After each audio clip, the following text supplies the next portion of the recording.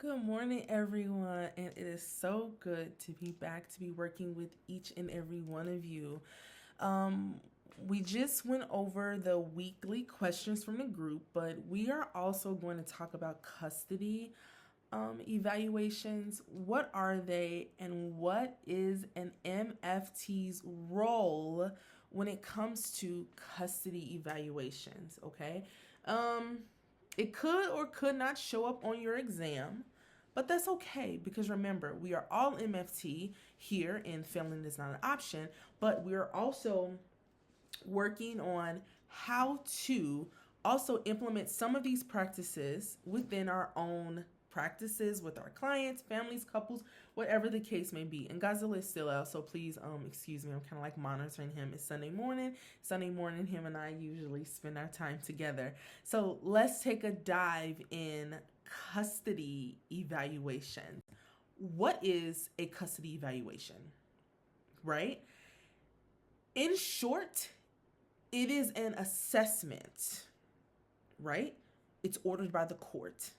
Custody evaluations is not therapy, okay? It has to be by a neutral evaluator, okay?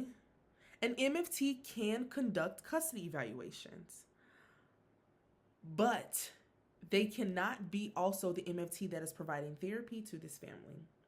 Custody evaluations is in the best interest of the child. It doesn't have anything to do with the parents. It's for the kid. It's all about the kid, right? Not the parents. Not saying we don't care about the parents, but custody evaluations are for the child. It's for the kid, okay? It is used during custody disputes, okay?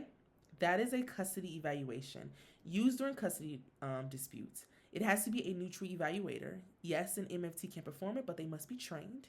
They must be court appointed, and they cannot be the MFT providing therapy to that family. It is to help with arrangement, visitation, living with whichever parent, but it's for the best interest of the child.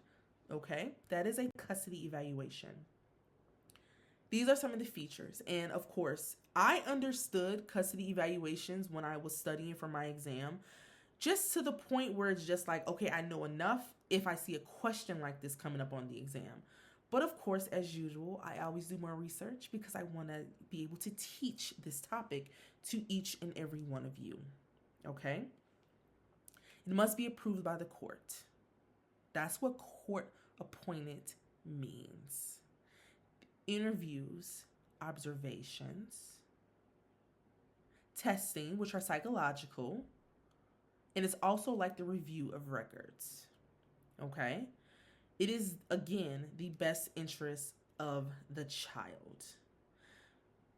The reason why the MFT cannot also be the one providing therapy to the family, because then you risk that MFT taking sides, meaning they're not neutral anymore. Okay? Anything that neutral evaluator is going to find, it is given to the judge. The judge will then use that information that you have given them for custody visitation decisions. Okay? Now, here it is. This is your MFT, which is the therapist, versus the custody evaluator. The custody evaluation is a forensic role. Okay? They're neutral. It's not therapy. The MFT provides family therapy, treatment focus, supporting the family, working on trauma, EMDR, hypnosis treatment, or anything. That's the MFT roles as the therapist. But as the custody evaluator, it is a forensic role. It's court appointed, it's neutral, and it's for the best interest of the child.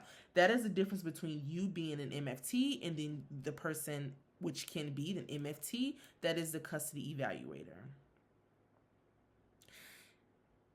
An MFT can be involved, but they have to be trained and appointed. An MFT can do custody evaluations, but they must be trained, and it has to be court appointed. You cannot be working with the family on therapy and also be a custody evaluator. That is in short. This is a lot, but that's okay. Because again, I'm going through the roles of the marriage and family therapist and then the role of a custody evaluator, okay? The marriage and family therapist, we do not automatically serve as custody evaluators unless we are trained, appointed, or you are qualified by the court to do so. And it's repetitive. It's just me repeating the same thing, but that's okay. You might be subpoenaed to testify. That's not a custody evaluation, okay? If you see anything about you being subpoenaed to testify, you're going to look for answer responses that has you doing what? Observation, but it must be factual.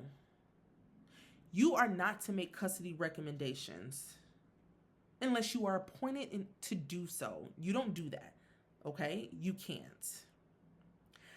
Again, if you are the treating therapist for the family, it's inappropriate to serve as the custody evaluator.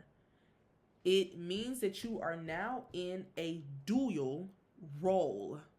It means now you have a conflict of interest. It means now you risk taking sides, or your biases is going to impact your work that you're going to be doing in order to evaluate this family. You need to stay within your scope of competence. If you are asked to evaluate without the proper training, you need to decline it and you need to refer this family to someone who can do it. Okay? Know your legal exceptions when it comes to the court and its involvement. Okay? These are your key points. Take a look at this.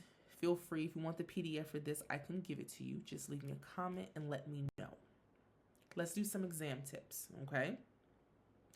You must know the role difference as an MFT, and you must know what your role is as a custody evaluator. The MFT provides therapy and support. A custody evaluator is court appointed and is a forensic role. You are to remain neutral. If you see it on the exam or even in your mock questions that you are having, if you are asked to make a custody recommendation as that treating therapist, you always need to decline and refer it to somebody else. Refer to another therapist, okay? Here we are. Dual relationships, they are a red flag. No therapist should be in a dual relationship, especially something like a custody evaluator and as the treating MFT. If you are already in the therapeutic role, taking on an evaluator's responsibility means it's conflict of interest, and you are going to risk doing what? Taking sides, or risk your biases impacting your decisions.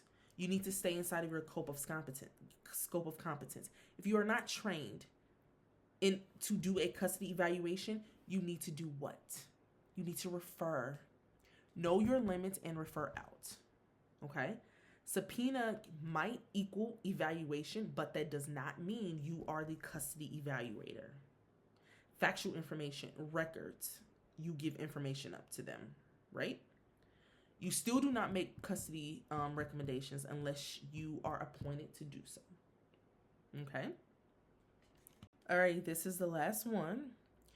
Again, custody evaluations are in the best interest of the child. Like I said, we're not saying we don't care about the parents, but it's about the child. What is going to be best? What does visitation look like that works best for the child? If it's for full custody, does it look best for this child to maybe live with the father, maybe live with the mother, right? If you see a question that is framed about the evaluator's role, they may try to say something like, oh, provide the recommendation because you know the family best. That's not correct. If it's the best answer of the four, then maybe. But I have yet to see an answer response that says, do it if you are the treating marriage and family therapist. I've always seen answer responses that tells you to decline and refer out, right? Just because you know it's the family best, that tells me that possibly you being this custody evaluator is going to impact your decision making because you already know this family. It may say like, oh, I choose the mom because I don't like the father or whatever. I choose the father because the mom one time did this or she said this to me.